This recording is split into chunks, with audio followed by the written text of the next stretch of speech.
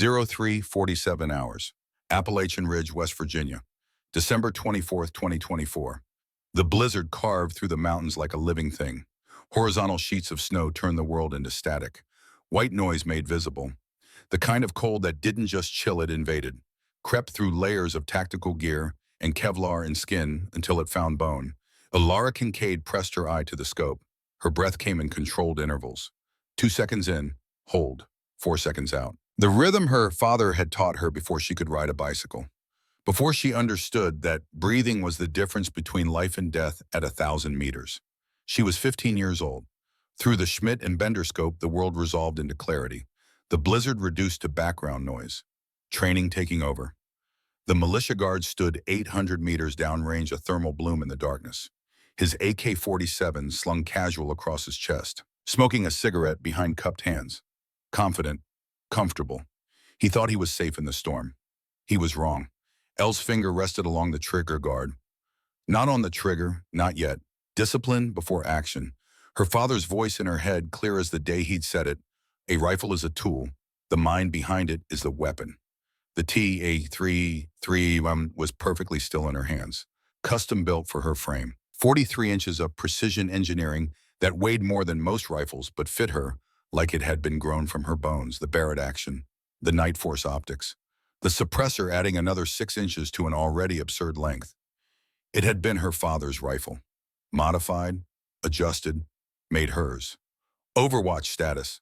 The voice crackled through her earpiece. Commander Wyatt Dalton, 52 years old, 28 years in federal service. A man who'd earned every gray hair in his close-cropped scalp. L. Keter radio. Single click. Affirmative. Position secure. Eyes on target. She didn't speak. Voices carried. Even whispers could betray position to someone who knew how to listen. And the people inside that bunker complex knew how to listen.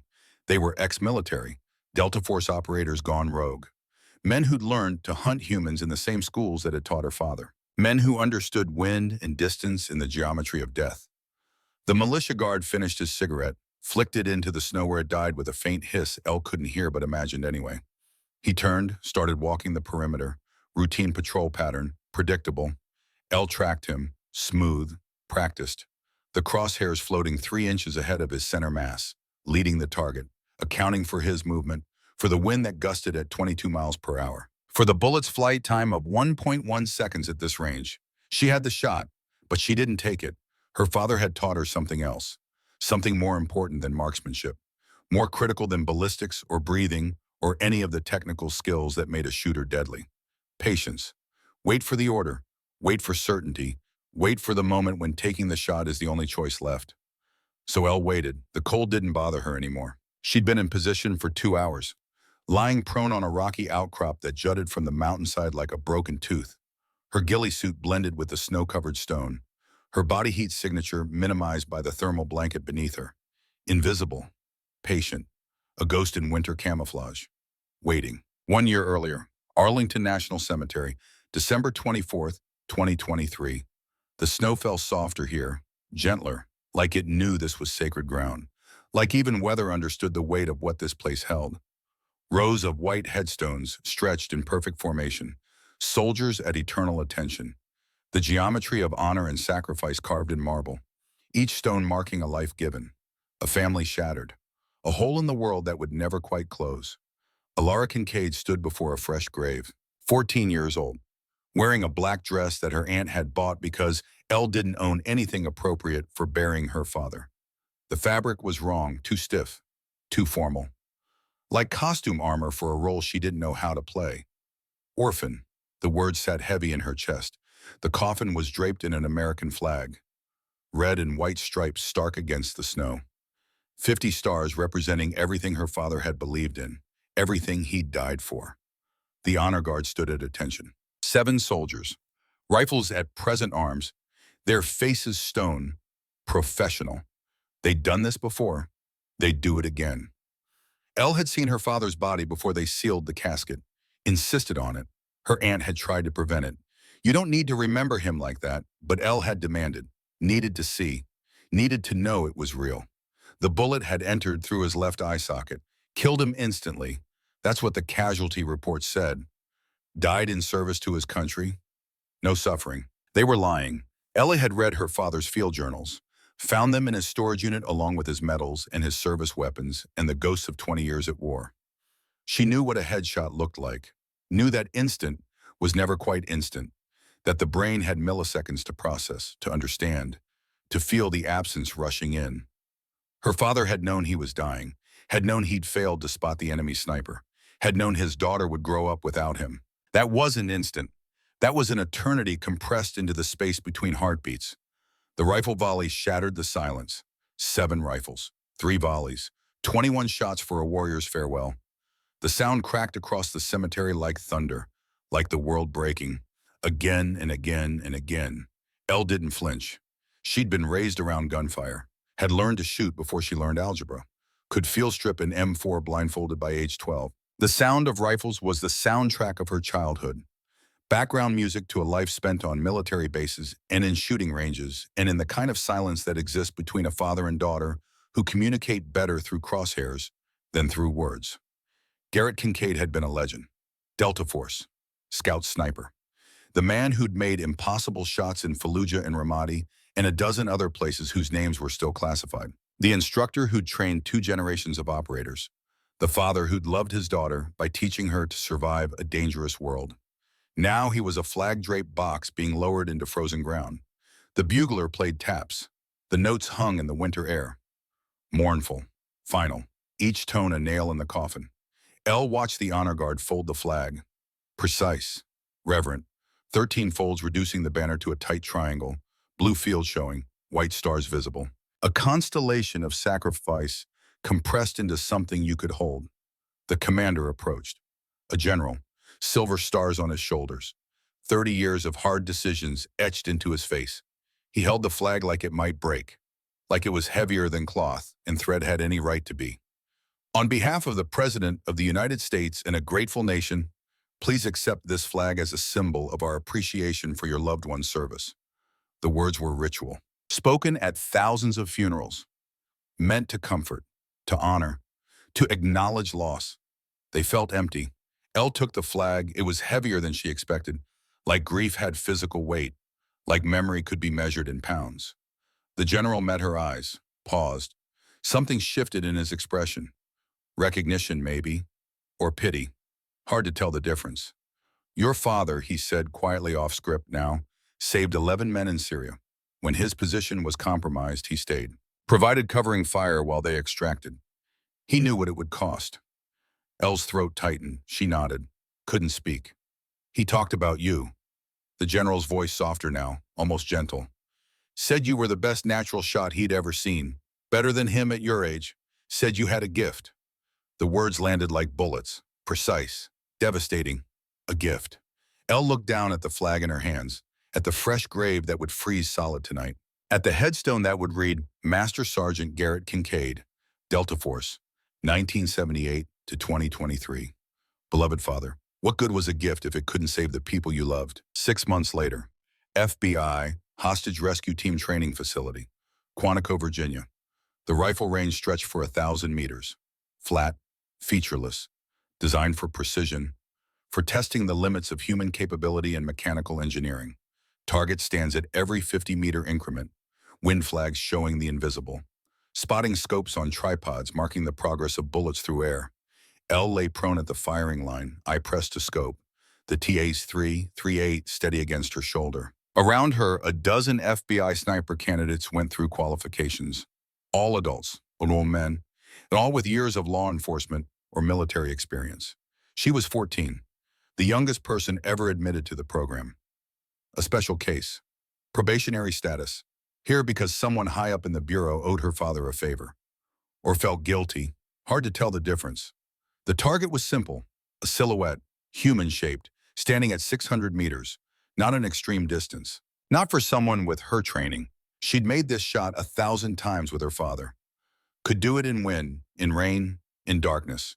Could account for barometric pressure and temperature and the Coriolis effect in all the invisible forces that bent bullets between intention and impact. This should have been easy. The exercise scenario was standard. Armed suspect. Holding hostage. Demand surrender. If refused, neutralize threat. Precision headshot, no room for error. The hostage silhouette stood directly in front of the threat, overlapping, challenging, designed to test judgment as much as marksmanship. Winds changed. The instructor's voice through her headset. Special Agent Marcus Forrester. 20 years HRT, 15 as sniper team leader. A man who'd made the hard shots in the real world. Reading 11 miles per hour, left to right. Account for it. L adjusted. Half a mil dot right, compensating for wind drift at this distance. The math automatic. Muscle memory. Her father's voice coaching her through calculations she didn't need to think about anymore. She found her breathing rhythm. Inhale. Hold. The natural respiratory pause where the body goes still, where heartbeat settles, where the scope's reticle stops dancing and the world narrows to a single point of focus. The trigger had a 4-pound pull. Crisp, clean. She took up the slack, felt the wall, the moment before commitment. Before the rifle transformed potential into kinetic. Before choice became consequence. She squeezed. The rifle bucked, suppressor reducing the report to a sharp crack swallowed by distance. The recoil familiar. Comfortable. She stayed in the scope, watched the impact. The bullet struck. Wrong. 8 inches left of target center, clipping the hostage silhouette's shoulder. Non-fatal but catastrophic. In the real world, that hostage bleeds out. In the real world, that's a failure measured in body bags and lawsuits, in the kind of guilt that never quite fades. Elle's breath caught, her hands shook, the scope image blurring. No, she'd accounted for wind, done the math, made the adjustments. The shot should have been perfect, should have been center mass on the threat, should have ceased fire. Forrester's voice, flat, disappointed. Kincaid, clear your weapon. Elle's fingers moved automatically. Magazine out, chamber check. Bolt locked back. The ritual of making a rifle safe. But her mind was elsewhere, replaying the shot, searching for the air, finding nothing. Forrester approached. His boots crunched on gravel. He didn't look at her, just studied the spotting scope, confirming what they both already knew. You hit the hostage, he said. I know. That's an automatic fail. Elle said nothing. What was there to say? Forrester finally looked at her. His expression wasn't angry. Worse, it was tired. Resigned, like he'd seen this before, like he knew how this ended. You're out, he said quietly. We don't train killers here. We train saviors. And you just killed the person you were supposed to save. The words cut deeper than they should have. Elle wanted to argue, to demand another chance, to explain that she'd done everything right, that something had gone wrong but she didn't, because her father had taught her something else, something about failure, about owning mistakes instead of making excuses. When you miss, you own it. You learn from it. You don't blame the rifle or the wind or bad luck. You accept responsibility, because in combat, excuses don't resurrect the dead. Elle stood, started packing her rifle, hands steady now, mechanical, disconnecting from emotion because that's how you survived this, how you kept moving forward. Your father never missed, she said, not a question, a statement. The myth she'd built her life around. Forrester was quiet for a long moment. Then he sighed. Your father missed plenty. He pulled a worn notebook from his pocket, field-weathered, stained, the kind of journal operators keep in deployment. He asked me to give you this, when this happened. Elle took the journal, recognized it immediately, her father's handwriting it on the cover. Dates spanning 2 decades. A lifetime of deployments compressed into 200 pages. He knew I'd fail. Her voice smaller than she wanted, younger. He knew you'd miss eventually. Everyone does. The question is what you do after. Forrester turned to walk away, paused. You've got talent, Kincaid, real talent, but talent without judgment kills people. Come back when you understand the difference. Elle watched him go, waited until she was alone. Then she opened the journal. The pages were filled with entries, missions, engagements, shot logs with distances and conditions and outcomes. But scattered throughout were other notes, personal ones, the kind her father had never shared while alive. She found the entry dated Syria 2022. Her hands trembled as she read. Mission hostage rescue.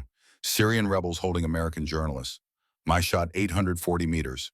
Target guard on tower. Confidence 40%. Took it anyway. Missed by 6 inches. Guard alerted compound. Firefight. Captain Morrison killed in action covering our extract. I killed him. Not the enemy. Me. By taking a shot I wasn't sure of. By letting ego override judgment. How do I teach Elle to live with this burden? How do I tell her that being the best shooter in the room means nothing if you make the wrong call? Elle read the words again and again, each repetition hitting like a new bullet. Her father, the legend, the instructor, the man who'd seemed perfect, had failed, had gotten someone killed, had carried that guilt for 2 years before his own death. And he'd never told her, had let her believe he was infallible, invincible, the standard she could never quite reach. Except he wasn't. He was human, fallible, broken in the ways that all warriors break under the weight of impossible choices. Elle closed the journal, looked at the range, at the target silhouette 600 meters away, with her bullet hole in the wrong place, at the life she'd imagined for herself, following her father's path, becoming the next legend crumbling. But maybe that was the point. Maybe the real lesson wasn't to be perfect. It was to be honest about imperfection, to make the hard calls anyway, to carry the weight and keep moving. She wiped her eyes, shouldered her rifle case, started the long walk off the range. Behind her, the wind flags shifted, gusting now, 12 miles per hour instead of 11. The wind had changed, just like Forrester said. She'd accounted for conditions that no longer existed, had fired at ghosts, and in that gap between perception and reality, failure lived. 2 weeks before Christmas, 2024, FBI headquarters, Washington, D.C. The conference room on the 7th floor had no windows. Secure, soundproof. The kind of space where secrets were born and died without ever seeing daylight. A long table dominated the room. Leather chairs, screens on every wall showing maps and satellite imagery, and the kind of classified intelligence that came with prison sentences if you talked about it. Elle sat at the table's far end, 15 now, taller, leaner. Hair pulled back in a severe braid that made her look older than she was. Or maybe it was her eyes, something in them that hadn't been there a year ago, something harder, colder. Knowledge of failure had that effect.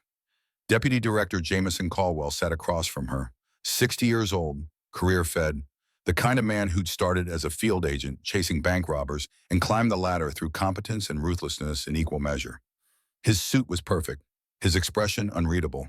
Between them, a classified briefing folder, red stripe across the cover. Top secret, eyes only. Caldwell slid the folder toward her. Open it. Elle did. Inside, satellite photos of an Appalachian mountain range. Thermal imaging showing a bunker complex built into the mountainside. Old, Cold War era. The kind of facility that had been abandoned when the Soviet Union fell and the money for apocalypse preparation dried up. Except it wasn't abandoned anymore. The thermals showed heat signatures. 40, maybe 50, moving through the complex like ants in a hive.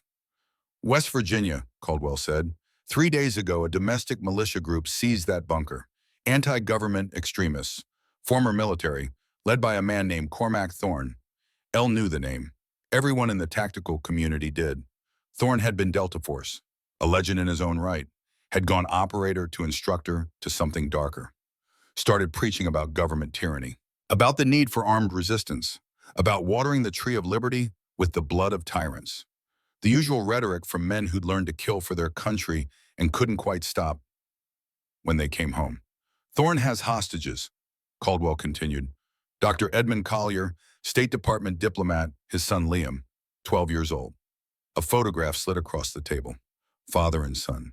The diplomat looked exactly like you'd expect. Late 50s, soft. The kind of man who negotiated with words instead of weapons. The boy was different. Scared eyes, thin. The face of someone who'd never imagined violence would touch his life. Until it did. Thorne's demands are, Caldwell paused, chose his words carefully. Unrealistic. He wants federal overreach investigations. He wants government officials prosecuted. He wants things that will never happen. So this ends badly, Elle said. It ends with us going in. Hostage rescue team is mobilizing. Problem is Thorne's compound is hardened. Professional defense. Counter-sniper positions. These aren't weekend warriors playing soldier. These are men who know how we operate. Caldwell leaned forward, his expression shifting.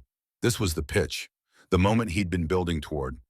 We need an edge, someone Thorne won't expect, someone who can provide overwatch that doesn't match our standard profile. He paused. Someone like you. Elle studied the photos, the bunker, the mountains, the thermal blooms of men with rifles who'd sworn the same oaths her father had before they broke them. Why me, she asked, though she already knew. Because you're 15, female. Don't match any threat profile they've prepared for. Thorne's counter-snipers will be scanning for adult males. Military age, standard federal issue. They won't be looking for a teenage girl. Camouflage through assumption. Exactly. L turned pages, found tactical assessments, range estimates, wind patterns at altitude, the kind of data her father would have memorized before the mission brief ended. Your HRT snipers can't make these shots, she asked. They can, but Thorne knows them, knows their tactics, knows where they'll position. We need someone unexpected, someone he won't see coming until it's too late. Caldwell pulled another photo from his jacket, set it on the table. Syria, 2022. Smoke rising from a compound. Body bags being loaded into helicopters. And in the foreground, her father, taking a knee beside a flag-draped coffin, head bowed, the weight of failure visible even in a grainy surveillance photo. Your father saved 11 men that day, Caldwell said quietly. Before a sniper he didn't spot killed him. This is your chance to finish what he started, to save the people he couldn't. The manipulation was obvious, transparent, using her grief as leverage, her guilt as motivation. The kind of psychological button-pushing that worked because it was true. Elle closed the folder, met Caldwell's eyes. When do we deploy? December 23rd, 2024, FBI, Tactical Operations Center, 1800 hours. The Operations Center hummed with controlled chaos. Agents at workstations, radio chatter, satellite feeds updating in real time. The machinery of federal law enforcement preparing to bring violence to men who'd chosen violence first. Elle stood at the armory counter, her TAs 338 disassembled before her, each component laid out with surgical precision. Bolt, barrel, trigger assembly, the ritual of inspection before combat, checking for wear, for damage, for any microscopic flaw that could mean the difference between a hit and a miss, between life and death at 1,000 meters. That's custom work. The voice came from behind her, deep, graveled, the voice of a man who'd shouted orders through gunfire for 3 decades. Elle turned. Commander Wyatt Dalton stood 6'2", broad shoulders, gray hair cropped military short, face like weathered leather, eyes that had seen things and made decisions about them. 52 years old, but carrying it like some men carry 40, or 60, depending on the day. He studied her, not the way men usually study teenage girls. No creep in it, just assessment, professional, the way you'd evaluate a weapon before trusting your life to it. You're the asset Caldwell sent, he said, not a question. Yes, sir. You look like my granddaughter. Elle met his gaze, didn't flinch. Your granddaughter probably can't shoot sub-MOA at 1,000 yards. The corner of Dalton's mouth twitched. Might have been a smile, might have been again. Hard to tell with operators. Prove it, he said. The range was outdoor, snowing, wind gusting at 15 miles per hour, temperature dropping towards single digits, the kind of conditions that separated marksmen from riflemen. That revealed whether your training was real or just good weather fantasy. Dalton's team assembled behind the firing line. 4 men, hard faces, skeptical eyes. They'd seen civilians claim expertise before, had watched wannabe operators fall apart when reality replaced theory. Declan Rhodes stood closest, 38. Team Sergeant, the kind of muscle that came from carrying 200 pounds of gear up mountains for 20 years. His arms were crossed, expressions somewhere between doubt and mild amusement. Finn Blackwood leaned against a vehicle, 35. Breacher, the demo guy, scars on his hands from failed explosives and successful close calls. He was smiling, not kindly. Rowan Sterling checked medical supplies. 29. Combat medic, quiet, watching. The kind of quiet that comes from seeing what bullets do to bodies and knowing that sometimes all the training in the world doesn't matter. And Dalton standing apart, evaluating. 800 meters, he said. 5 shots. Let's see what you've got. Elle settled into position. Prone, bipod deployed, cheek weld perfect against the stock. The rifle became an extension. Her breathing slowed, heartbeat finding rhythm. Through the scope, the target resolved. Human silhouette. Chest-sized kill zone, 800 meters of cold air and wind and gravity between intention and impact. She calculated. Temperature 8 degrees Fahrenheit. Altitude 1,200 feet. Wind 15 miles per hour gusting to 20. Humidity low. Barometric pressure standard. The numbers became adjustments, became turret clicks, became the invisible geometry that guided copper and lead through space. First shot, the rifle spoke. Suppressor taming the sound to a sharp crack. Elle stayed in the scope. Watched the vapor trail. Watch the impact. Hit. 3 inches right of center. Wind drift. She adjusted. Half a mil dot left. Second shot. Hit. 2 inches high. Third shot. Miss. Low and right. Gus caught it mid-flight. The bullet's path bent by forces she'd miscalculated. Behind her, Rhodes muttered something. Blackwood laughed. Elle breathed. Recalculated. The miss wasn't failure. It was data. Information. Wind was gusting higher than she'd accounted for. The thermals from the valley were creating updrafts. She adjusted again. Fourth shot, hit, center mass. Fifth shot, hit, 1 inch from the fourth. Elle cleared the rifle. Magazine out, chamber empty. She stood, turned to face Dalton. His expression hadn't changed, still evaluating, still deciding whether she was asset or liability. You missed one, he said. Yes, sir. Why, wind gust, 22 miles per hour instead of 20. I adjusted after. Dalton walked to her, stood close, looking down, not intimidating, just present, the way commanders exist in the space of their subordinates. You're honest about the miss, he said. No point lying about what everyone saw. Some people would make excuses, blame equipment, conditions, bad luck. My father taught me that excuses don't resurrect the dead. Something shifted in Dalton's face, recognition, understanding. He nodded slowly. Your father was Garrett Kincaid. Yes, sir. I knew him. Syria, 2019. We ran overlapping operations. Dalton paused. He was a good man, one of the best snipers I ever worked with. Elle said nothing. What was there to say? He also missed shots. Dalton continued. Made mistakes. Got people killed sometimes. Carried that weight until it killed him. You know that? I do now. Dalton studied her, seeing something, making a decision. You can shoot, he said finally. Combat's different. Shooting's the easy part. Knowing when not to shoot, that's what keeps people alive. He turned to his team. She's with us. Overwatch position. Authorization required before engagement. Questions. Rhodes uncrossed his arms, shrugged. She makes her shots. I don't care if she's 15 or 50. Blackwood pushed off the vehicle. Kid's got guts. I'll give her that. Sterling just nodded, the medic's approval. Quiet. But there. Dalton extended his hand. Elle shook it. His grip was firm. Honest. The handshake of professionals who trust each other with something more valuable than money. Their lives. 2,200 hours. Mission brief. The tactical map dominated the screen. Three-dimensional terrain model. The bunker complex rendered in detail. Approaches marked. Threat positions estimated. The digital battlefield where plans were made before blood made them obsolete. Dalton stood at the front. Laser pointer tracing routes. Primary insertion here. 2 clicks northeast. We advance in formation. Elle provides overwatch from elevated position 1,200 meters out. Her job, eliminate counter snipers. Provide precision fire. Do not engage without authorization. He looked at her, making sure she understood. Elle nodded. Weather's deteriorating. Blizzard conditions expected. Visibility under 50 feet in the valley. That's good and bad. Good, we approach unseen. Bad, can't see threats until we're on top of them. Rhodes leaned forward. Intel on hostiles. 40 to 60 militia, all ex-military, led by Cormac Thorne, Delta Force. The man knows our tactics, knows our training, will be prepared for standard federal assault. So we go non-standard, Blackwood said. Exactly. Elle's our edge. Thorne won't be looking for a 15-year-old girl providing sniper support.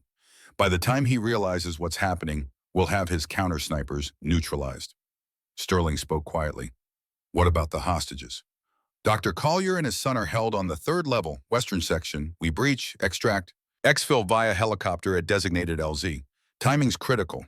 Window is 18 hours. After that, Thorne executes them. The room went quiet. The weight of that settling. 18 hours. Less than a day between these two people and death. Dalton continued. Rules of engagement, weapons free on confirmed hostiles. But if there's any doubt about target identification, you hold fire. We're not here to start a massacre. We're here to save lives. Questions. Elle raised her hand. Yes. The counter-snipers, professional setup, military-grade equipment. These aren't weekend militia. Correct. Thorne recruited from his old Delta connections. Men who know what they're doing. So they'll have my position calculated. Standard overwatch, locations, common vantage points. Dalton smiled. Thin, predatory. That's why you're not going to those positions. You're going somewhere they won't expect. Somewhere uncomfortable. Somewhere a normal sniper wouldn't choose. He zoomed the map, highlighted a rocky outcrop, exposed, no cover, windswept. Here, Elle studied it, saw immediately why it was terrible, and why it was perfect. No cover means no concealment if they spot me. Also means clear lines of fire, and they won't expect anyone to be stupid enough to set up there.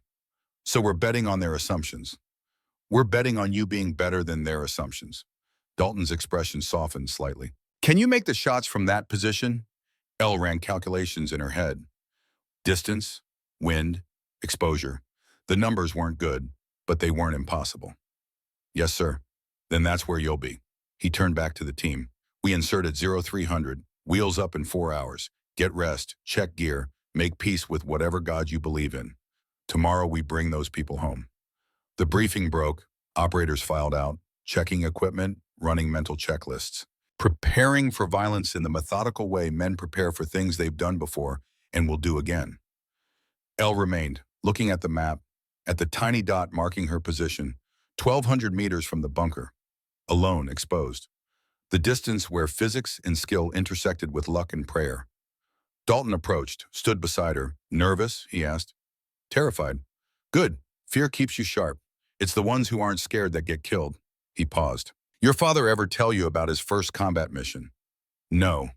He puked right before insertion, threw up everything in his stomach. Then he wiped his mouth, picked up his rifle, and made 3 perfect shots that saved 6 lives. Dalton looked at her. Being scared doesn't mean you're not ready. It means you understand what's at stake. Elle nodded, throat tight. Get some rest, Dalton said. Tomorrow you find out what you're really made of. 0300 hours, December 24th. Helicopter insertion. The MH-60 Blackhawk cut through darkness and snow. Rotor wash creating a sphere of turbulence that shook the aircraft like a toy in an angry child's hand. Inside the cargo bay, 5 operators and 1 15-year-old girl sat in silence. Elle checked her gear for the 10th time. Rifle secured, ammunition counted, rangefinder, wind meter, ballistic calculator, the small mirror her father had given her years ago. Scratched, bent at one corner. A gift from another life. She tucked it into her chest pocket, against her heart. Rhodes sat across from her, his face illuminated in red light from the cabin. He was loading magazines, the ritual comforting. Mechanical. Something to do with hands, when the mind wanted to think about all the ways this could go wrong. You scared kid? He asked, voice loud over the rotors. Elle considered lying, decided against it. Yes. Good answer. He slapped a magazine into his rifle. Charge the bolt. Anybody tells you they're not scared before combat is either lying or stupid. Usually both. Blackwood leaned forward. Why'd you volunteer for this? You're 15. Should be worried about high school. Boys. Normal kid stuff. Elle looked out the window. Snow and darkness. Nothing else visible. My father died on Christmas Eve, she said. He was providing overwatch for a hostage rescue. Saved 11 people before a sniper killed him.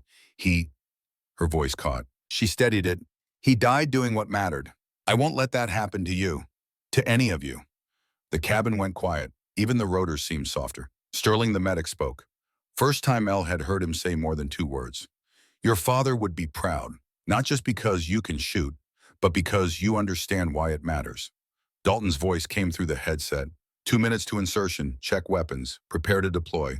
The team moved, synchronized, practiced. The choreography of violence they'd rehearsed 1,000 times. Elle stood, the rifle slung across her back, 45 pounds of gear making her movements slower, more deliberate. The weight of responsibility made physical. The Black Hawk descended, fast, aggressive, the pilot pushing limits, getting them close before the sound alerted militia. Before Thorne knew federal forces were on his mountain, the wheels touched snow, soft, brief. Go, go, go. The team flowed out, Elle followed. Boots hitting ground, the cold immediate, invasive, stealing breath, making the world sharp. The helicopter lifted, engines screaming, disappearing into snow and darkness, leaving them alone on the mountain, in enemy territory, with 18 hours to save 2 lives. Dalton's hand signals, silent communication. The team formed up, Rhodes on point, Blackwood and Sterling flanking, Dalton center, Elle rear. They moved, through snow that came up to their knees, through wind that tried to push them off the mountain, through darkness broken only by night vision that turned the world into green ghosts. Elle's position was west, 1,200 meters from the bunker. She split from the team after 500 meters. Alone now, finding her own path up the rocky outcrop Dalton had marked. The climb took 40 minutes, hand over hand, rifle slung, gear catching on rocks, gloves torn, hands bleeding inside them, the cold making everything harder, making muscles tight, making movement agony. But she climbed, reached the position, the exposed outcrop with no cover and perfect fields of fire. Set up the rifle, bipod on stone, body prone, the thermal blanket beneath her minimizing heat signature. Through the scope, the world resolved. The bunker complex, lights in windows, movement, thermal blooms of guards on patrol. And there, North Ridge, 900 meters, a counter sniper position. Professional setup, concealed, patient. Elle tracked him, smooth, steady, the crosshairs floating on his center mass. She had the shot, but she waited. For the order, for certainty, for the moment when not taking the shot would cost more lives than taking it. Her radio crackled. "Overwatch in position," she whispered. Dalton's response. Calm, professional. "Copy, stand by." And there on a frozen mountain in West Virginia on Christmas Eve, with lives hanging in the balance, Alara Kincaid waited. 15 years old. Her father's daughter, a ghost in winter camouflage, ready. The counter-sniper's thermal bloom sat patient on the North Ridge. 1,150 meters of frozen air between Elle's position and his. Through her scope, she watched him settle into firing position. Professional, deliberate, the kind of setup that came from formal training, not weekend warrior fantasies. This man knew what he was doing. Elle's calculations ran automatic. Wind speed 22 miles per hour, gusting unpredictably. Temperature 6 degrees Fahrenheit and dropping. Altitude differential, 800 vertical feet. Barometric pressure falling with the storm front. Each variable a force that would push her bullet off course if she miscalculated by even a fraction. She adjusted her scope. 3 mil-dots elevation for bullet drop. 2 right for wind drift. The crosshairs settled on his center mass. Dalton's voice crackled through her headset, urgent but controlled. "Overwatch northern position is tracking our location. You are weapons free. Repeat, weapons free." Elle's finger moved from trigger guard to trigger, taking up the slack. The first pressure, the rifle ready to transform physics into violence. She found the space between heartbeats, that fractional moment where the human body goes perfectly still, where accuracy lives in the gap between systole and diastole. Squeezed, the T, AC338 spoke, the suppressor taming the report to a sharp crack that the wind swallowed instantly. Through her scope, Elle tracked the bullet's vapor trail, a faint disturbance in the air. The projectile carving through space at 2,800 feet per second. She watched for impact. The bullet struck 14 inches left of her aim point. A miss. Wind gust. Changed direction in the 2.7 seconds her bullet was in flight. Physics and probability conspiring against perfection. The militia counter-sniper reacted instantly. Dropped prone, scanning for the threat that had just announced itself. His thermal scope sweeping, searching, finding. Muzzle flash bloomed in Elle's scope. Sharp, bright. The report reaching her a second later. His bullet impacted rock 30 feet below her position. Stone chips spraying, close enough to know he'd acquired her location. Close enough to matter. Elle's hands moved. Bolt back, spent casing ejecting in a lazy tumble. Fresh round chambering with a metallic click. Bolt forward, locked. Ready again in under 2 seconds. But the enemy had already moved. Smart. Professional. Not waiting in a position he'd just revealed. Relocating to secondary cover she couldn't see. There. Different thermal signature. 800 meters now. He'd moved fast, gained advantage while she was cycling her action. Elle swung her aim, but he fired first. The supersonic crack split the air 6 inches from her head, close enough to feel the displacement. Close enough to understand that if she'd been leaning fractionally different, her skull would have fragmented like pottery. Terror spiked through her nervous system. The primal brain screaming to run, to hide, to be anywhere except this exposed rock with a professional killer ranging in on her position. But training held. Fear is information. Process it. Don't let it process you. Elle forced herself still, waiting. The enemy would fire again, and when he did, she'd see the flash. Would know his exact position. Would have the split-second advantage she needed. Seconds stretched, each one lasting forever. Her heart hammering against her ribs. Breath controlled but rapid. Every nerve ending, screaming alerts. There. Muzzle flash, north-northwest, 900 meters, partially concealed behind rock formation. The bullet struck 2 feet from her right shoulder, closer than the last. He was walking his shots toward her, bracketing. The next one would connect. Elle didn't have time for perfect calculations, didn't have time for the methodical process her father had drilled into her through 10,000 practice shots. She had instinct and training and the desperate mathematics of not dying. She remembered something, a technique her father had shown her once, not in any manual, not taught in formal schools, a trick from an earlier war. Vietnam-era deception. Use what they expect against them. Elle pulled the small mirror from her chest pocket. Her father's gift, scratched surface catching faint moonlight filtering through storm clouds. She angled it carefully, creating a brief glint, a false scope reflection. 50 feet to her left, the enemy sniper took the bait. His muzzle flashed, firing at the decoy, at empty rock where no target existed. And in firing, he revealed himself completely. Elle had him now, but the shot was impossible. He was behind cover, only his rifle scope visible above the rock formation. A target maybe 8 inches wide, at 900 meters, in gusting wind, through falling snow that reduced visibility to shifting curtains of white, her father's voice in her memory, from a journal entry she'd read after he died. Sometimes the impossible shot is the only shot. Take it or watch people die. Elle settled her crosshair. Not on the man, on his optic. Scope on scope. A shot that defied probability, that existed in the gap between human capability and divine intervention. But she was Garrett Kincaid's daughter, and impossible was just another word for difficult. The wind lulled, brief window, 2 seconds maybe. She didn't think, just acted. Fired. The bullet flew, tracking true through the momentary calm. Elle watched through her scope as it impacted. The enemy's optic exploded, glass and metal fragments. The man jerking backward, not killed, but blinded. His scope destroyed, his ability to engage effectively eliminated. Rhodes's voice crackled through the radio, all mixing with disbelief and something that might have been fear. Overwatch? Did you just shoot his scope at 900 meters? Elle was already acquiring new targets. No time to celebrate, no time to process what she'd done. Confirmed. Northern counter-sniper neutralized. Engaging secondary threats. Machine gun position, east wall, 820 meters. The PKM hammering. Tracer rounds arcing through darkness like angry fireflies. 7.62 millimeter rounds searching for Dalton's team. Elle tracked the gunner. He was exposed. Confident. Firing from a sandbag position on the bunker's roof. Thinking he was safe at this distance. Thinking the blizzard was cover enough. He was wrong. Elle adjusted for the slightly shorter range. Wind still 20 miles per hour. Steady now. Predictable. She squeezed. Hit. The machine gunner jerked. Slumped forward. The gun going silent mid-burst. But there were more. A spotter with radio. 700 meters. Moving between covered positions. Calling in federal locations. Directing fire. Difficult target because he understood tactical movement. Elle tracked his pattern. Waited for the moment he'd have to expose himself. Had to key his radio.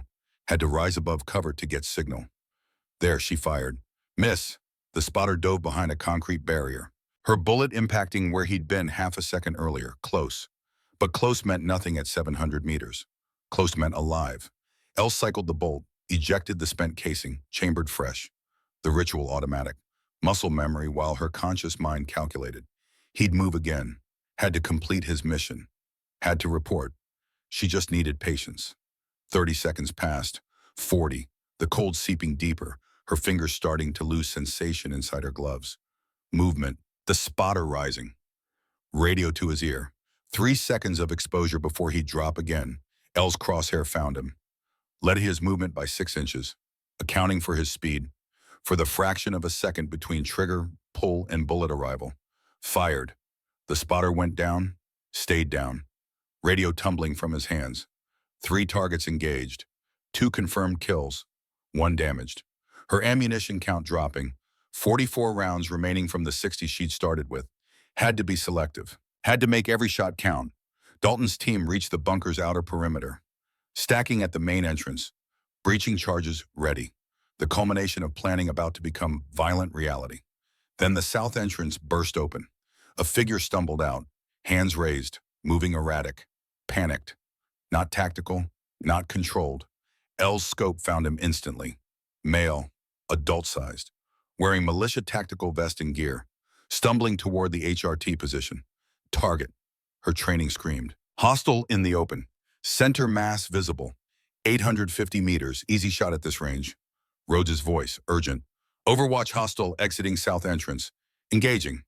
Elle's crosshairs settled on the figure's chest, her finger taking up trigger, slack. But something stopped her. The movement. Too uncoordinated. Too desperate. Not the movement of a trained operator. Not aggressive.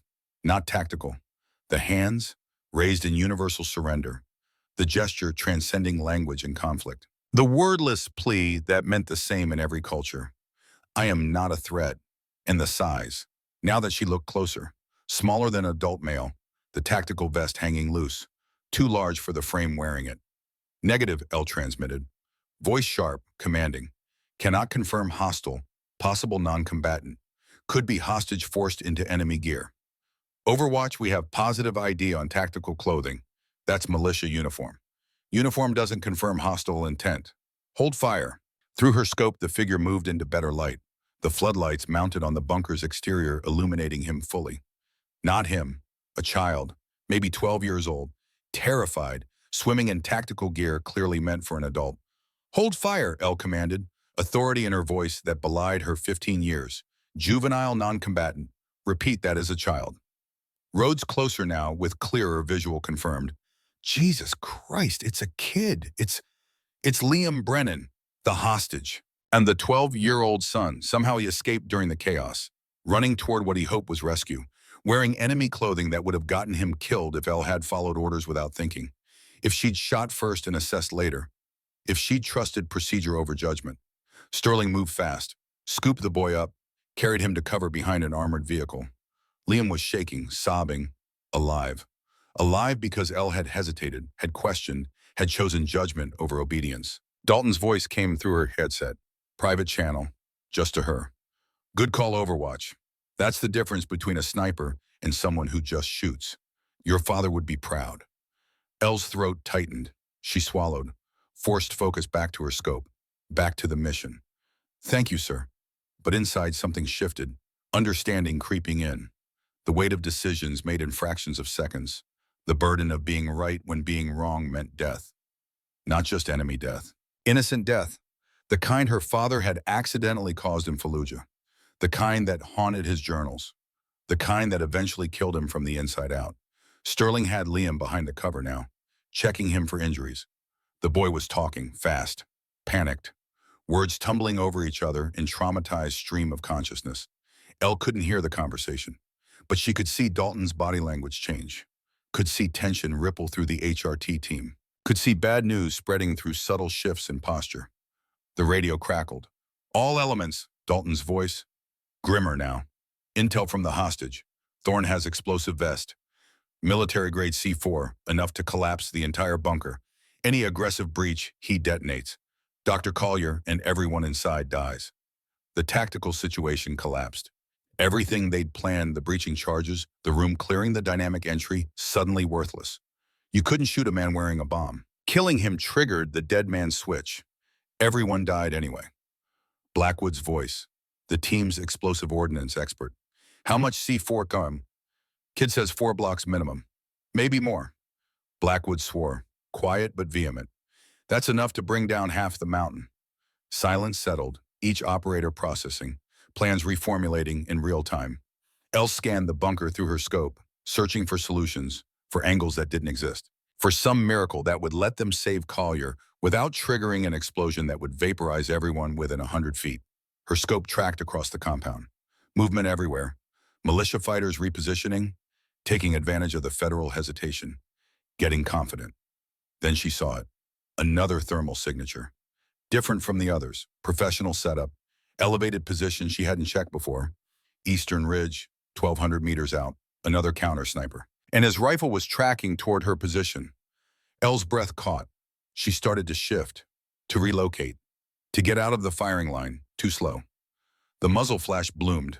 The bullet hit her left shoulder, just below the collarbone, punching through tactical vest where the ceramic plate didn't cover, through muscle and tissue, exiting out her back in a spray of blood that steamed in the frozen air. Pain exploded, white hot, all-consuming. Elle gasped, the rifle slipping from her grip. Her left arm going numb, useless. Dead weight. She rolled. Instinct overriding agony. Got behind cover, hard hammering, vision blurring at the edges. Overwatch's hit. She didn't recognize her own voice. Tight, strained. Overwatch is hit. Dalton status. How bad? Elle forced herself to think through the pain. To assess. Left shoulder, through and through. Bleeding but not arterial. She could see the exit wound. Clean. No fragments. The bullet had passed completely through. Through and through. Left shoulder. Still operational. Can you continue? Elle looked at her left hand, tried to move the fingers. Nothing. The nerves damaged or shocked into submission. That arm was gone, at least temporarily, but her right hand still worked. Affirm, switching to weak hand. Sterling's voice. The medic. Urgent. Elle, you need to pack that wound. You're losing blood. She knew, could feel it, hot, wet, soaking through her clothing. But she also knew that if she stopped, if she took the time to treat herself properly, the team would be without Overwatch. The enemy counter-sniper would have free reign. People would die. Elle pulled her medical kit with her right hand, one-handed, clumsy, yanked out gauze, packed it against the entry wound. Couldn't reach the exit. Would have to hope the cold helped with clotting. Pain screamed through her shoulder with every movement. She ignored it. Had to. No choice. The counter-sniper fired again. Rounds impacting near her previous position. He didn't know she'd moved. Didn't know he'd hit her. Good. Elle shifted, found new angle. The movement agony, her shoulder grinding, bone scraping. She bit down on her glove, muffling the scream that wanted to escape. She settled into prone position. Right-handed now, everything reversed. The rifle on the wrong side, the scope at the wrong angle, her weak eye behind the optic. Muscle memory useless. 10,000 hours of training suddenly obsolete. This was new, improvised, dangerous. Elle found the enemy counter-sniper through her scope. 1,200 meters. He was relocating. Smart. Not staying static after taking a shot. She tried to aim, but her right hand wasn't as steady as her left. Wasn't as trained. The crosshairs dancing. Wobbling. The respiratory pause harder to find. And the pain, constant, distracting, breaking her focus. She fired anyway. The shot went wide. 3 feet right of target, the bullet kicking up snow, nowhere close. Fuck, Elle whispered. The enemy returned fire. Closer this time. He was ranging in on her new position. Elle cycled the bolt. Right-handed, awkward, slower than normal. The spent casing tumbling, fresh round chambering. She had to adjust. Had to compensate for weak hand shooting, for the different eye dominance, for the pain fragmenting her concentration. Her father's voice, from a training session years ago, when he'd forced her to shoot left-handed, then right-handed, then with simulated injuries, preparing her for exactly this. Combat doesn't care about your dominant hand. Combat doesn't care if you're hurt. It only cares if you can still make the shot. So you train both hands. You train through pain. You train until there's no difference. Elle breathed, forced the pain into a box, locked it away, not gone, just managed. Controlled. She found her breathing rhythm, different now. Adjusted for right hand hold, for the way her body settled differently. Aimed, the counter-sniper was setting up again. Preparing another shot. Patient. Professional. Elle led him, accounted for weak hand inconsistencies. For the tremor in her right arm from supporting the rifle's weight alone. Fired. The bullet flew. Miss, but closer. 1 foot left of target. Getting better. The enemy spotted her muzzle flash, returned fire immediately. His bullet impacted 8 inches from her head. Rock fragments peppering her face, drawing blood. Too close. Elle cycled the bolt. Slower, weaker, her shoulder screaming protest with every movement. This was it. The next shot had to connect. She didn't have strength for many more, didn't have blood to waste, could feel herself getting weaker. Colder, shock setting in. She remembered her father's wrist shot in Syria. The one from his journal, low probability. Taken anyway because not taking it meant watching people die. This was that moment. Elle steadied her breathing, found the gap between heartbeats. The scope's reticle dancing less now. Settling. The enemy counter-sniper rose slightly, adjusting his position. 3 seconds of exposure. Elle squeezed. The TS-338 roared. Through her scope, she watched the bullet track. Watched it arc through falling snow and gusting wind. Watched physics and desperation intersect. Impact. The enemy jerked, dropped, his rifle clattering down the slope. Hit. Elle slumped, exhausted, pain flooding back now that the adrenaline was fading. Her shoulder on fire, her right arm trembling, vision narrowing. Target down, she transmitted, voice weak. Counter sniper. Neutralized. Sterling L. How much blood have you lost? She looked at her tactical vest, soaked, red turning dark in the cold. Enough. You need to fall back. Get to medical. Negative. Elle forced herself upright, gritting teeth against the agony. Team still exposed. Still have hostile positions to cover. Dalton cut in. Overwatch, that's an order. Fall back. Elle ignored him, scanned the compound, found new targets, machine gun position setting up. 900 meters. She aimed, right-handed, weak, shaking. Fired. Miss. The round impacted 2 feet high. Elevation error. Her weakened state affecting calculations. She adjusted. Fired again. Hit. The machine gunner dropped. Another target. Militia fighter with RPG. 700 meters. Aim. Fire. Hit. The RPG detonated prematurely, taking the fighter and 2 others with him. Elle's count 11 shots since being wounded. 7 hits, 4 misses. Worse ratio than before. But still effective. Still keeping the team alive. Dalton's voice, softer now, understanding that she wouldn't stop. Overwatch sitrep.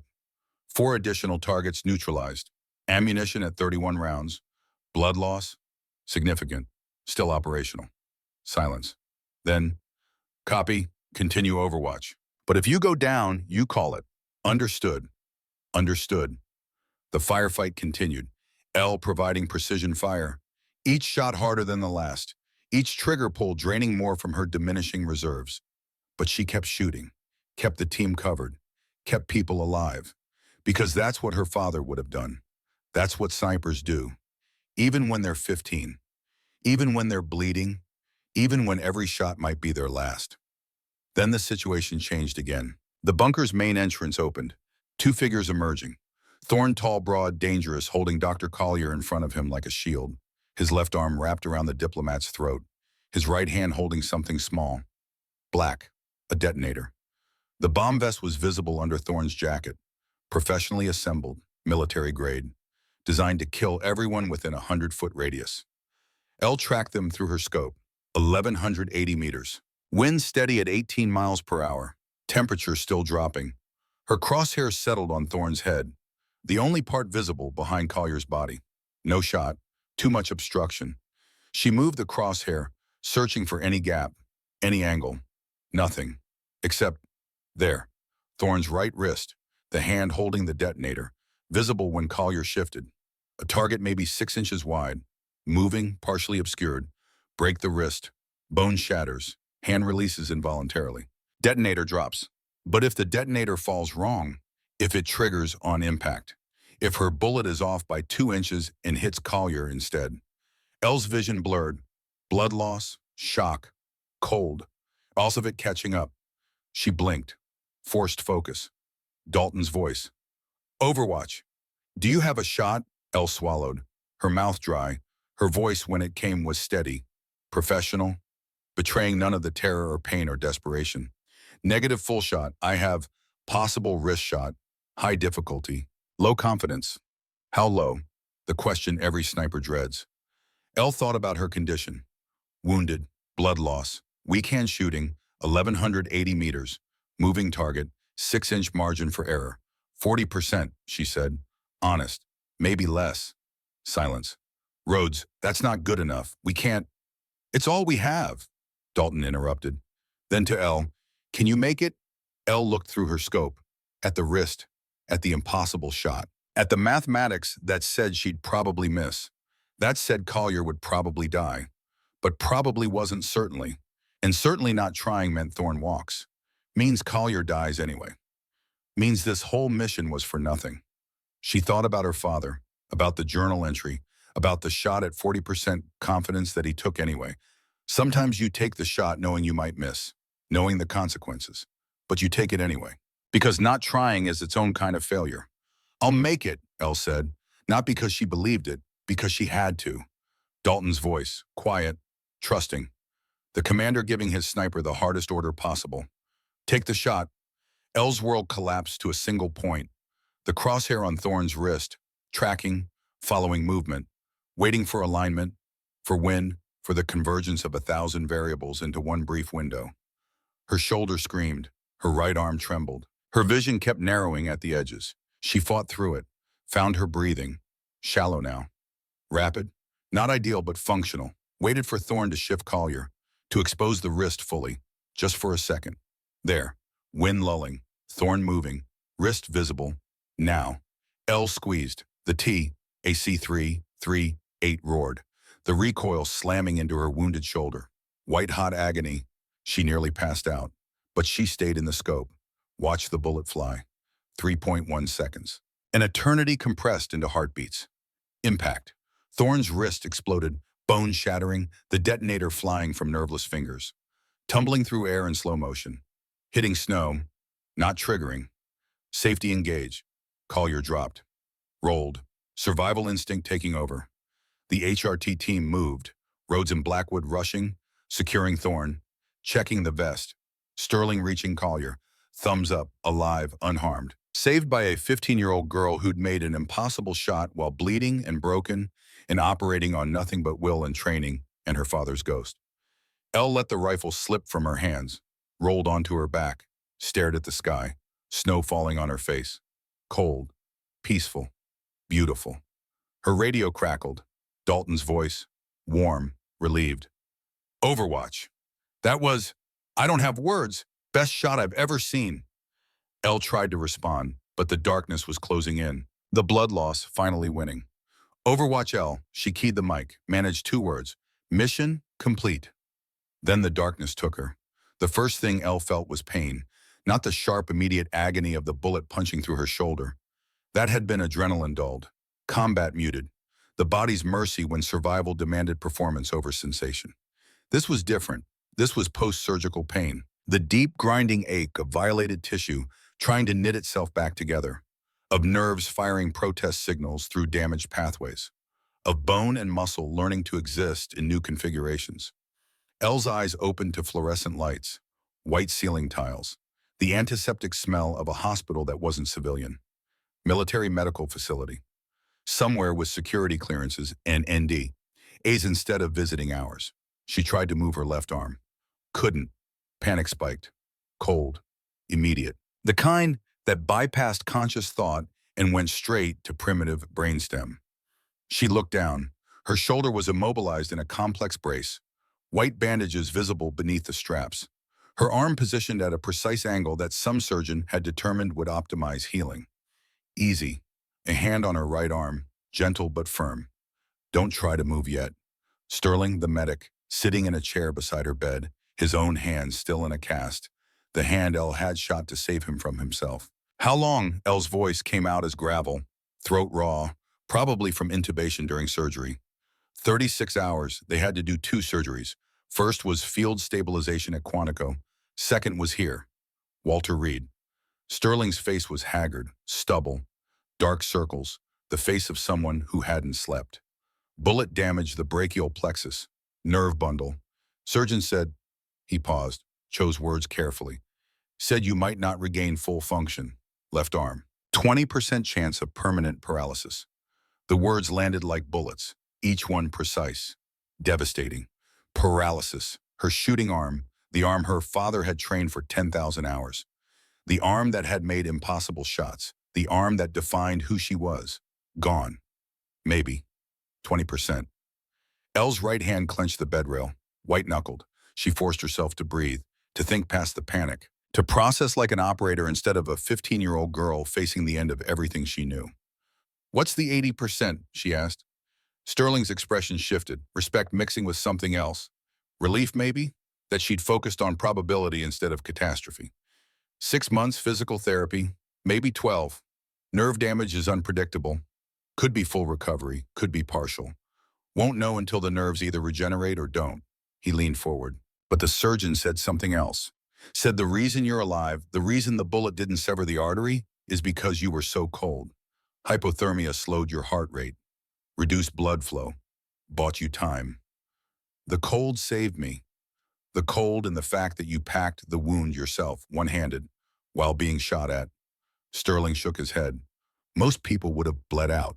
You're either the toughest 15-year-old I've ever met or the craziest. Can it be both? A ghost of a smile. Yeah, probably both. The door opened. Dalton entered, still in tactical clothes, hadn't changed since the mission. Blood on his jacket. Not his. Probably thorns from the wrist shot. He looked at Elle. Really looked. Not at an operator. At a child who'd been broken doing adult work. How you feeling? He asked. Like I got shot. That's because you did. Making a habit of it would be bad for your health. Dalton pulled up a chair. Saturday. I talked to the surgeon. He briefed me on the nerve damage. The recovery timeline. Elle nodded, couldn't speak, afraid her voice would crack. I also talked to Caldwell, Dalton continued, about what this means for your future, for the deal you made. The deal. 3 years of missions, then transition to instruction. Except now, she might not have 3 years. Might not have a left arm that worked, might not have anything except a broken body and nightmares. The deal's off, Dalton said quietly. You don't owe the Bureau anything. You've done enough, more than enough. You're 15 years old and you got shot saving federal agents. No one expects you to come back from this. Elle's throat tightened. She looked away, focusing on the window, on clouds moving across pale sky. What if I want to come back? She whispered. Then you're as crazy as Sterling said, which honestly I already knew. Dalton's voice softened. But wanting to and being able to are different things. The nerve damage. Elle, even if you recover fully, it'll take a year. Maybe more. And there's no guarantee. You might never shoot the same way again. Then I'll shoot differently. With your weak hand, you already did that. On the mountain, and it nearly killed you. Nearly doesn't count. Dalton was quiet for a long moment, studying her, making decisions behind eyes that had seen too much. Your father, he said finally. After he got injured and Ramadi took shrapnel to his right leg, doctors said he'd never run again. Said he was done as an operator. You know what he did? Elle shook her head. Spent 9 months in physical therapy, relearned everything, changed his shooting style to compensate for reduced mobility. Came back better than before because he'd had to adapt, to innovate. Dalton met her eyes. That's in your blood. That stubbornness, that refusal to quit. So if you want to come back, I believe you can. But only if you want it for the right reasons, not because you're trying to be your father, because you're trying to be yourself. The door opened again. Blackwood and Rhodes entered, carrying something, a large frame, covered with cloth. Heard you were awake, Rhodes said. Wanted to give you this before they ship us out. Blackwood set the frame on the bed, pulled off the cloth, a photograph, professional quality. Taken on the mountain during extraction. The team surrounding Elle as Sterling treated her wound, her face pale, blood-soaked, but conscious, alert, still scanning for threats even while bleeding out. And in the background, visible through the blizzard, Liam and Edmund Collier. Father and son, alive, whole, walking toward the helicopter.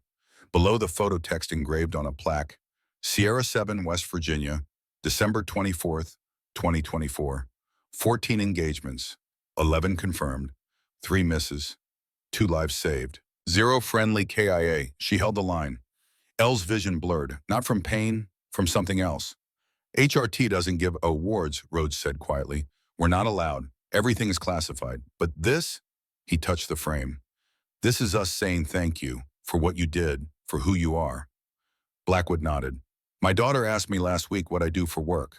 I can't tell her, classified, but I showed her your photo. Told her that when she's scared, when something seems impossible, remember that a girl her age made the hardest shot in the world because people needed her to. That's the legacy you're leaving. Not just for us, for everyone who hears your story, even if they never know your name. Elle couldn't hold it anymore. Tears came, hot, uncontrolled. The wall she'd built, the distance that had kept her functional, crumbling completely. Sterling put his good hand on her right shoulder. Rhodes and Blackwood stood silent. Dalton looked away, giving her privacy in the only way operators knew how. They stayed until visiting hours ended, until nurses insisted the patient needed rest, until the goodbye became inevitable. As they filed out, Rhodes paused at the door. One more thing. Rowan wanted me to tell you something before they transferred him to pretrial detention. What? He said, tell her I'm learning to write left-handed so I can write letters to my daughters. Tell her she taught me that broken doesn't mean useless. Rhodes smiled, sad. Thought you should know that you saved more than just his life that night. Then they were gone, and Elle was alone with pain and uncertainty and the photograph of a girl who'd held the line. 5 days later, Elle was discharged, shoulder immobilized, pain managed by medications that made her foggy and slow. Physical therapy scheduled to start in 2 weeks. Prognosis uncertain. Her Aunt Catherine picked her up, drove her home in silence. The kind of silence that came from not knowing what to say to a niece who'd done classified things and come back broken. The apartment felt too small, too quiet, too normal. Elle sat on her bed, staring at walls that hadn't changed while she'd changed completely. Posters of bands she didn't listen to anymore. Books she'd read in a different life. The detritus of a childhood that had ended on a frozen mountain. Her laptop sat on the desk, closed, waiting. She opened it. Muscle memory from her right hand compensating for the left arm that hung useless in its brace. No new messages from Caldwell. No mission briefs. No encrypted files about Montana militia compounds or hostages who needed saving. Just silence. The absence of purpose. Elle closed the laptop, opened her father's journal instead. The pages worn from repeated reading, his handwriting familiar as her own thoughts. She found an entry she'd never noticed before. Dated 2015. Before Syria. Before the injury that had nearly ended his career. Fell during training today. Broke 3 ribs. Doctor says 6 weeks minimum recovery. I'm furious. Not at the fall, at myself. For being human. For having limits. For not being indestructible. But then I thought, what am I teaching Elle? That perfection is possible, that warriors don't break. That's not true. Warriors break all the time. The good ones learn to break better. To heal smarter. To come back different, but functional. I need to show her that. Not just the shooting, the recovery too, the part after the bullet, because that's when character shows. When you're broken and have to choose whether to stay down or get up different. Elle read it 3 times. Each pass hitting differently. Her father had known, had understood, had left her this message across time, knowing she'd need it exactly when she found it. She closed the journal, made a decision. Tomorrow she'd start physical therapy early, wouldn't wait the 2 weeks. Would push through pain and doubt and the 20% chance of permanent damage. Because staying down wasn't an option. Getting up different was. Physical therapy was hell. The therapist, a former Army Ranger named Marcus Webb, didn't believe in coddling patients, especially patients who'd been shot doing operator work. You want function back, he said during their first session, then you earn it. Nerve damage doesn't respond to hope. It responds to stimulus, to forcing those pathways to rebuild. And that's going to hurt like you wouldn't believe. He wasn't lying. Elle spent 6 hours a day in therapy, electrical stimulation, resistance exercises, range of motion work that made the bullet wound feel gentle by comparison. Her left arm shook, spasmed, refused to obey commands from her brain. But slowly, microscopically, it improved. Week 1, she could flex her fingers, barely, like watching someone else's hand move through thick water. Week 3, she could make a fist, weak, uncoordinated, but functional. Week 6, she could hold a water bottle, support its weight, feel texture through damaged nerves. Webb watched her progress with professional detachment that occasionally cracked into something like approval. Most people quit, he said during week 8. Pain's too much, recovery's too slow. They decide partial function is enough, accept limitation. He met her eyes. You're not most people. I'm just stubborn. No, stubborn quits when the pain outweighs the goal. You're something else. You're driven. There's a difference. That night, Elle tried something she hadn't attempted since the injury. She picked up her rifle. The TAC 338 felt wrong in her hands, too heavy on the left, her damaged arm unable to support the weight properly. The balance off, everything familiar made foreign by nerve damage and scar tissue. She tried to settle into shooting position. Prone, bipod deployed, but her left arm wouldn't cooperate, wouldn't bend right, wouldn't hold steady. Elle's vision blurred, not from pain, from rage, from grief, from the loss of something that had defined her more than name or age or any other label. She was a sniper, except now she wasn't. Couldn't be. Not like this. Elle set the rifle down, careful, reverent, like it was her father's body being lowered into frozen ground. Then she went to her desk, pulled out Dr. Marsh's card, the one she'd pocketed 6 months ago and never used, called the number. This is Elle Kincaid, she said when Marsh answered. I need help. I don't know how to be broken. Therapy, the talking kind, not the physical kind, was different than Elle expected. Dr. Marsh didn't push, didn't probe, just created space for Elle to fill with whatever needed saying. And Elle talked about the mission, about the shots, about Liam in enemy gear, and the fraction of a second that separated murder from restraint, about getting wounded, about the dark closing in, about thinking she'd die on that mountain the same way her father had died on his, about waking up broken, about the nerve damage, about trying to hold her rifle and feeling like a stranger in her own body. Marsh listened, took notes, offered no platitudes, no false comfort.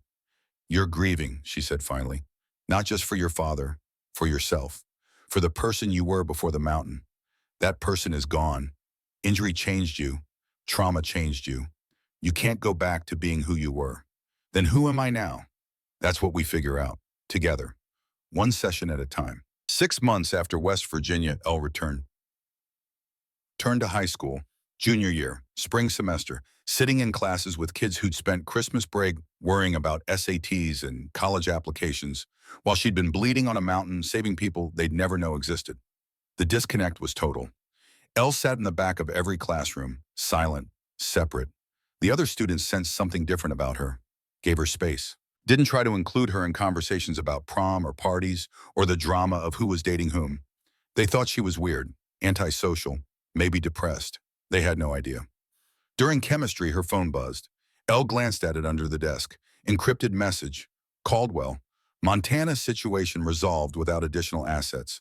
Dr. Collier sends his regards. Says Liam asks about you. Kid wants to write you a letter. Permission to share your address. Elle stared at the message. Liam, the 12-year-old she'd almost killed. The boy who'd escaped because she'd chosen judgment over orders. She typed back. Permission granted. 2 weeks later, an envelope arrived. Handwritten address, kid's writing, careful, neat. Elle opened it.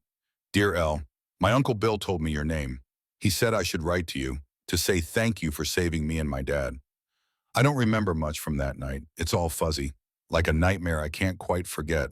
But I remember running and being so scared and thinking I was going to die. And then I was safe and my dad was holding me.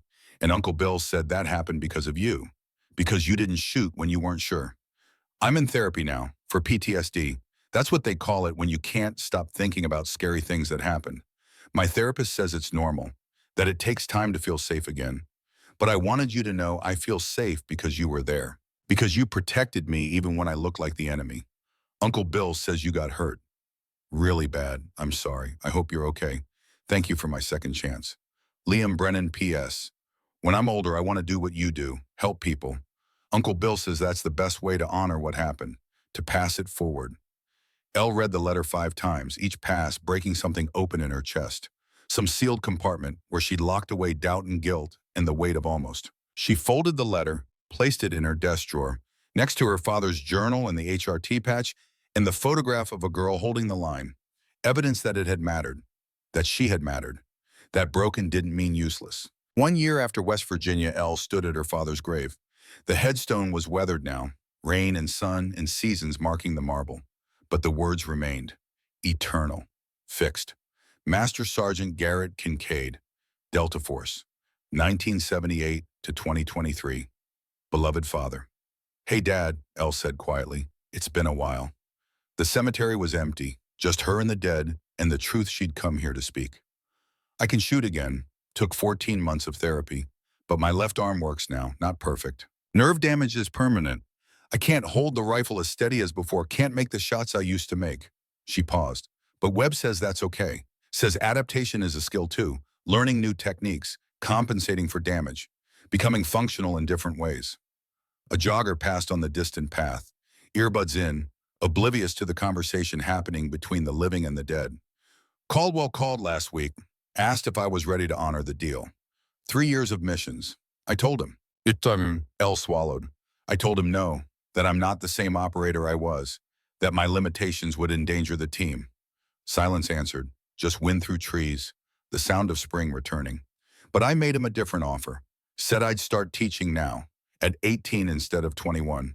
Pass on what you taught me, what I learned, the technical skills and the judgment calls and the weight of the trigger.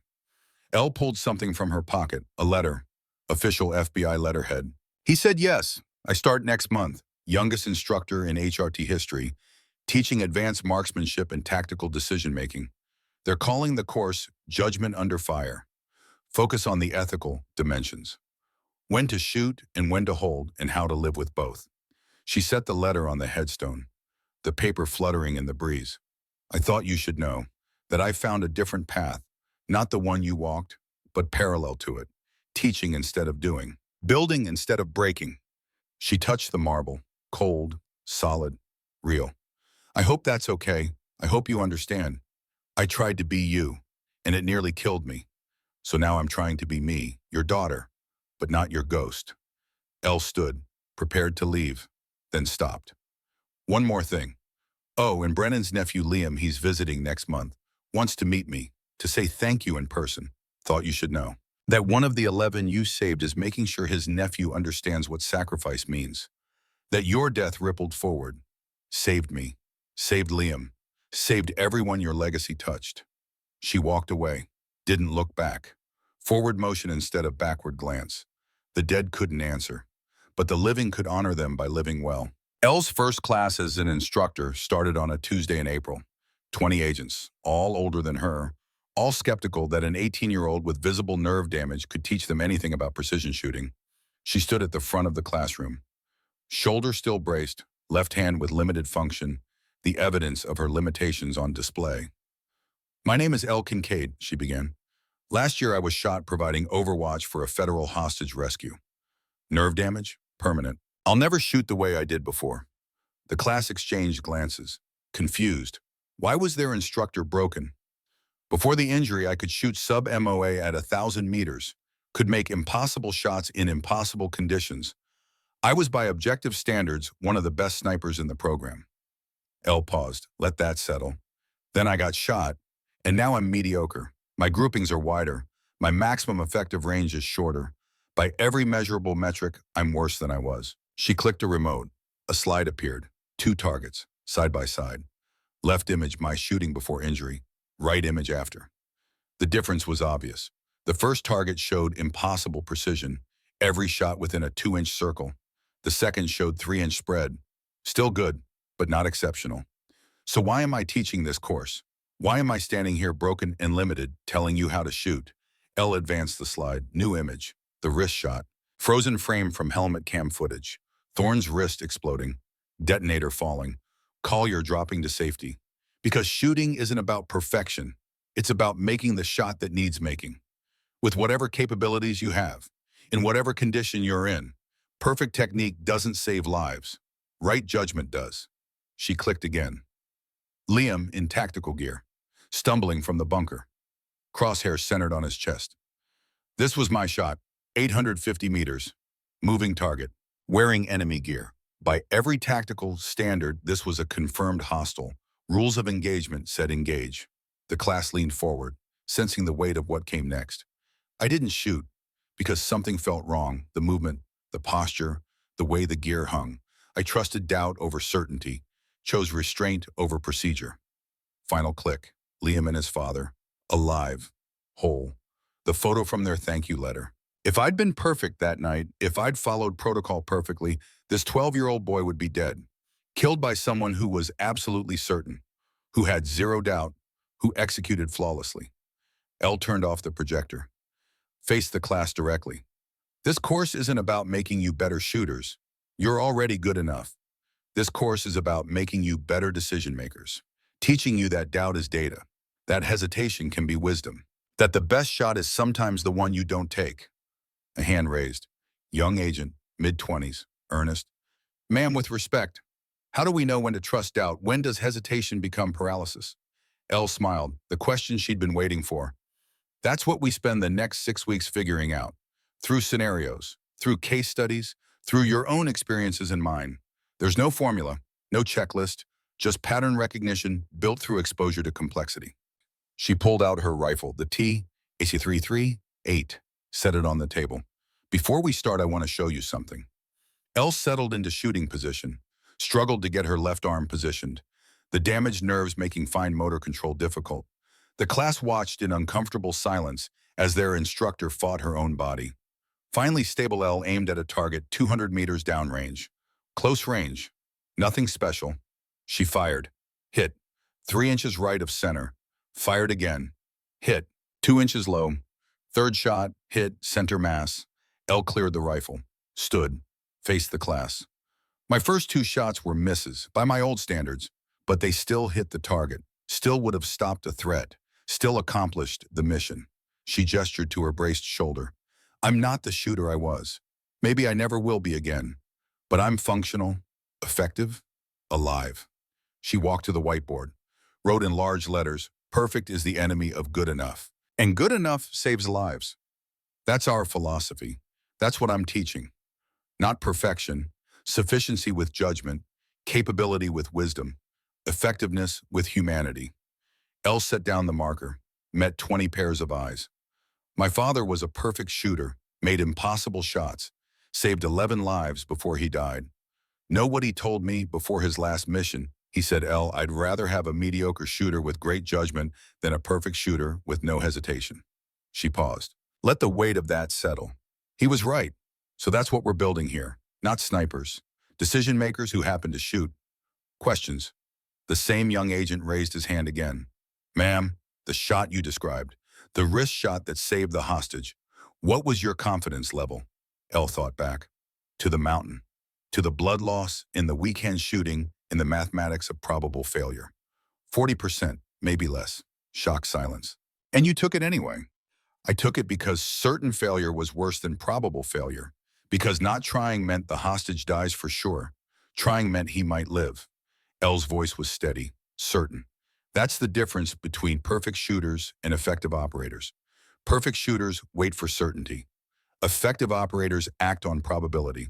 Know the difference. It'll save your soul. The class sat motionless, processing, understanding dawning. Now, Elle said, let's get to work. 6 weeks later, the course ended. Elle stood in the parking lot as her students filed out. Their last practical exam completed. Their scores measured not in accuracy but in judgment logged and evaluated. The young agent who'd asked about confidence levels approached. Nervous, determined. Ma'am, I wanted to say, this course changed how I think. About everything, about shooting and tactics and the weight of decisions. He paused. My father was military, ranger, died in Afghanistan when I was 12. I always thought I had to be perfect to honor him, to live up to his legacy. Elle knew where this was going, knew because she'd walked the same path. But you taught me something different, he continued, that honoring someone isn't about being them. It's about learning from them, taking what they gave you and building something new, something yours. What's your name? Elle asked. Cooper, James Cooper.